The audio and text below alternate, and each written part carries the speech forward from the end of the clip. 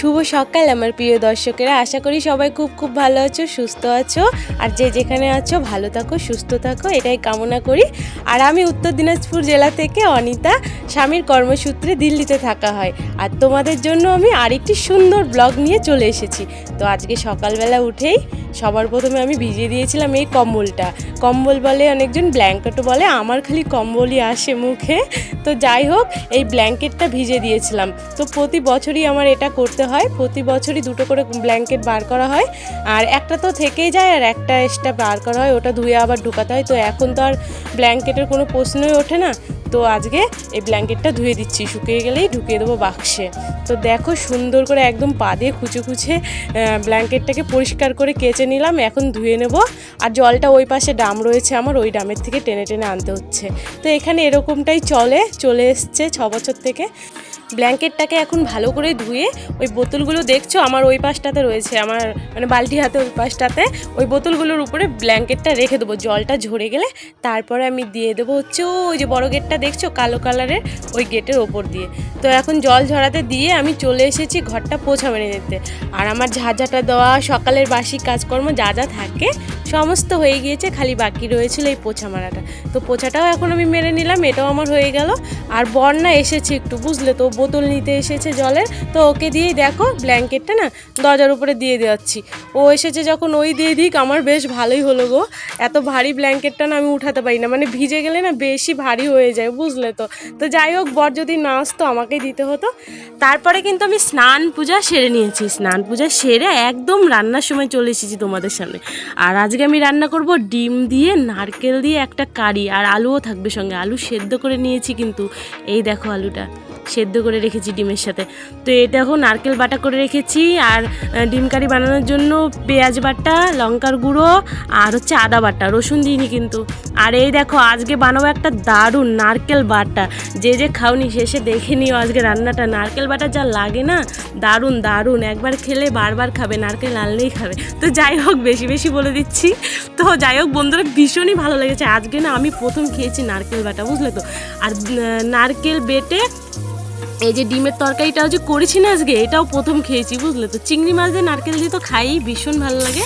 আজকে ডিম দিয়ে নারকেল দিয়ে এই যে বানিয়েছি না কারিটা, যা সুন্দর হয়েছে খেতে, কি বলবো, দুর্দান্ত, মানে এক কথায় দুর্দান্ত।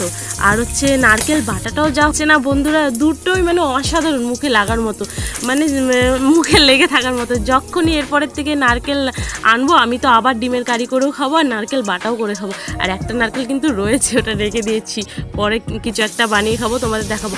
তো চলো দেখো, রান্না শুরু হয়ে গিয়েছে তোমাদের সাথে গল্প করতে করতে অনেকক্ষণ আগেই। তো রান্নায় আগে ওইদিকে কিন্তু আমি নারকেলটা ভাজা করতে বসিয়ে দিয়েছি। ভাজা করতে বলতে বেশি ভাজা যাবে না, লঙ্কা আর রসুনটা আগে ভেজে নিয়েছি তেলের উপরে, ভেজে নিয়ে তারপরে নারকেলটা দিয়ে হলুদ লবণ দিয়ে একটু নাড়াচাড়া করেই নামিয়ে নিচ্ছি, দেখো। ও আর হলুদটা কিন্তু আমি লঙ্কা রসুন ভাজার সময় দিয়ে দিয়েছিলাম। আর নারকেলটা দিয়েই 2-3 বার নেড়েই নামিয়ে দিয়েছি। নারকেলটা বেশি ভাজা যাবে না কিন্তু, নারকেল বেশি ভাজলে কিন্তু একদম চিপসে যাবে, সব রস টেনে যাবে, বাটা যাবে না হাত দিয়ে। মিক্সি থাকলে তো তাও নারকেলটা বেশি ভাজা যাবে না, বুঝলে তো, স্বাদ লাগবে না তাহলে। তো যাই হোক বন্ধুরা, দেখো তারপরে এদিকে তরকারি আলু ভেজে নামিয়ে নিয়েছি। আর হচ্ছে তারপরে দিয়ে দিলাম মশলাটার, কি মশলা তোমরা তো জানোই, বলে দিয়েছি আগে, জিরা ফোড়ন দিয়েছি, হলুদ লবণও দিয়ে দিলাম। এখন মশলাটা কষিয়ে নিয়ে তারপরে এই যে দেখো মশলা কষা হয়ে গিয়েছে, এখন দিয়ে দিলাম নারকেল বাটাটা।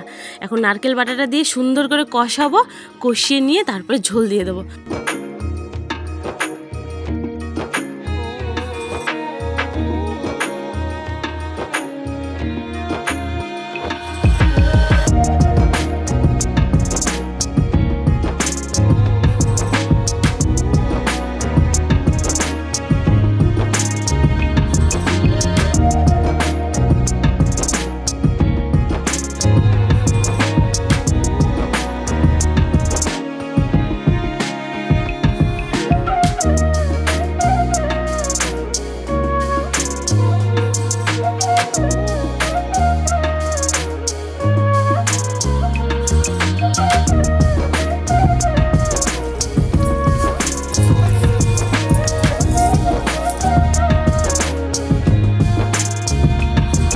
রান্না একদম কমপ্লিট, আমার ভাত হয়ে গিয়েছে, তারপরে এই দেখো বাটাটাও হয়ে গিয়েছে, নারকেল বাটাটা, আর এই দেখো ডিমের কারিটা।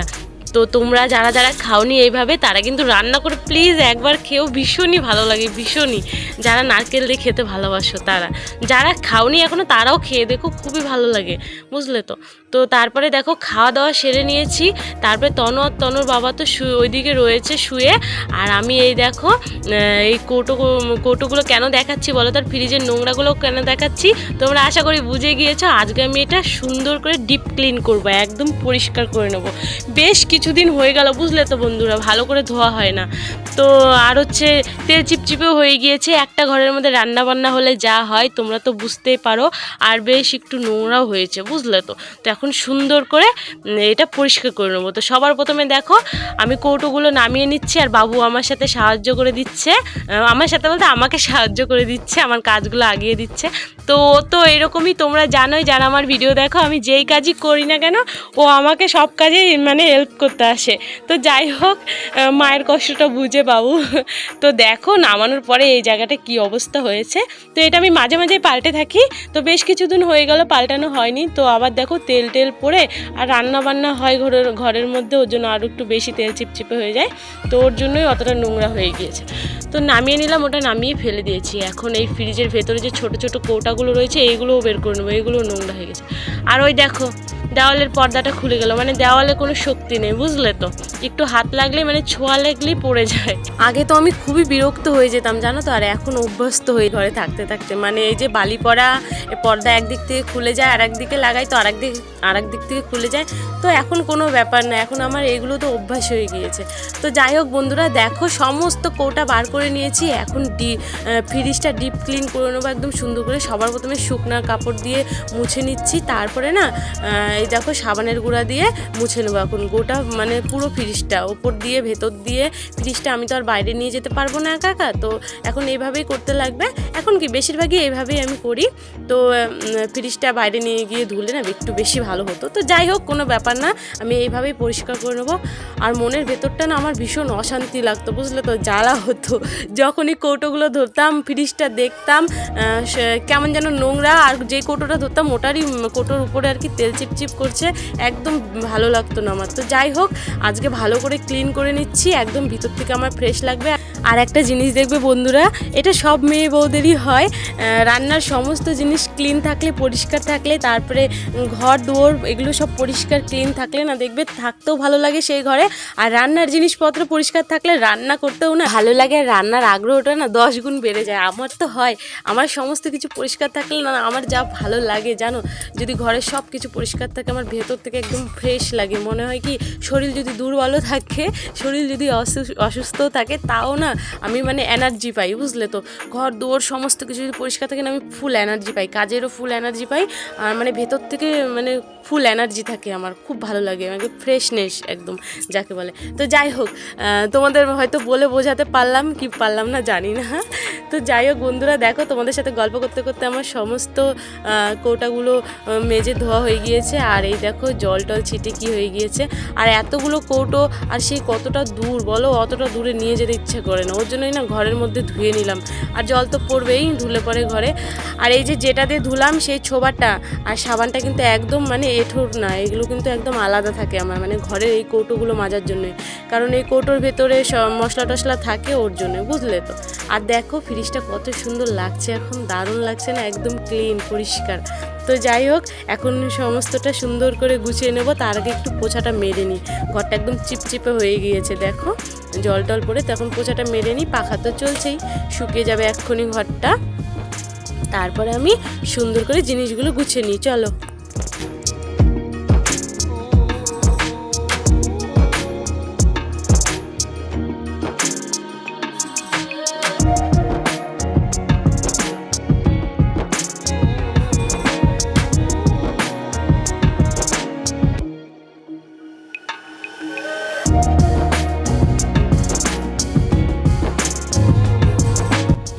দেখো বন্ধুরা আমি সুন্দর করে ফ্রিজটা গুছিয়ে নিয়েছি আর উপরে কৌটোগুলো সুন্দর করে সাজিয়ে নিয়েছি।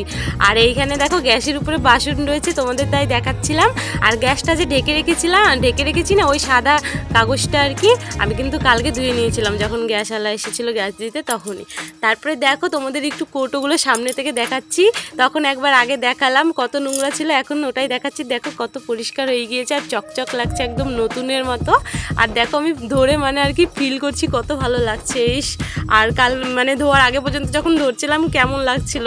তো যাই হোক, আর এই ভেতরটাও দেখো পরিষ্কার করে নিয়েছি আর সুন্দর করে জিনিসগুলো আবার গুছিয়ে রেখে দিয়েছি, যেগুলো যেখানে ছিল সেইগুলো।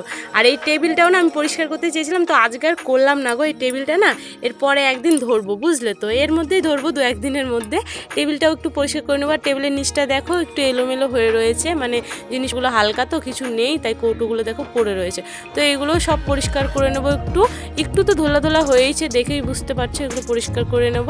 আর এই বাসনগুলো আমি ঢোকাতে ভুলে গিয়েছিলাম, থালাগুলো এই ফ্রিজের ভেতরে রেখে দিই। তো চলো রেখে নিই, তারপরে আসছি তোমাদের সামনে। তো বন্ধুরা, আজকের ভিডিওটা তোমাদের কেমন লাগলো তোমরা অবশ্যই আমাকে কমেন্ট করে জানিও, তাহলে আমার খুবই ভালো লাগবে। আর তোমরা সবাই খুব ভালো থেকো, সুস্থ থেকো। কালকে আবার আমি আসছি নতুন আরেকটি সুন্দর ভিডিওর সঙ্গে। সবাইকে জয় রাধা মাধব, নমস্কার, শুভরাত্রি।